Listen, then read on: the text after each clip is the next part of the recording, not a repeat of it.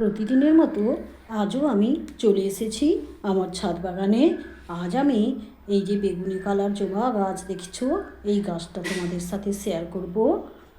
এই গাছে প্রচুর পরিমাণে নতুন নতুন ডগ এসেছে। আর এই যে হলুদ পাতাগুলো দেখছো, এগুলো কিন্তু কোনো অসুখে হলুদ হয়ে যায়নি। এগুলো হচ্ছে প্রকৃতির নিয়মেই গাছের একটা একটা পাতা হলুদ হয়ে যায়। আমি গাছে আজ 2টি খাবার দেব, সেটা তোমাদের সাথে শেয়ার করব।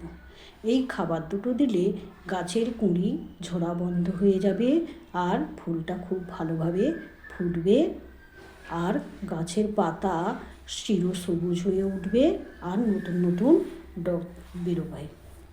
আমি দেখাচ্ছি তোমাদেরকে, দেখো এই যে গাছের গোড়ার মাটিগুলো কত সুন্দর নরম ঝুরঝুরে। এইরকম মাটি গাছের পক্ষে খুব উপযুক্ত। আর জল দিবে, জল দেওয়ার পরেও দেখবে এই মাটিগুলো এরকম ঝুরঝুরে হয়ে থাকে। আমি এতে কি খাবার দিচ্ছি এখন আমি দেখাচ্ছি। আমাদের গ্রাম বাংলায় পাওয়া যায় গরুর ঘুঁটে, ওকে আমি 24 ঘন্টা ভিজিয়ে রেখেছিলাম। আর পটাশ ওইটা আমি যোগ করব। পটাশ হচ্ছে গাছকে শক্ত রাখে, কুঁড়ি ঝরা বন্ধ করে, আর প্রচুর পরিমাণে গাছে কুঁড়ি আনে। আমার যেহেতু গাছে কুঁড়ি আসছে না, সেই জন্যই আমি পটাশ আর ওই জৈব সার গোবরের জল দিচ্ছি।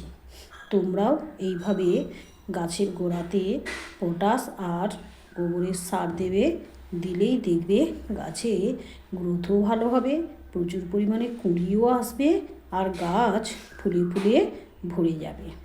ধন্যবাদ বন্ধুরা।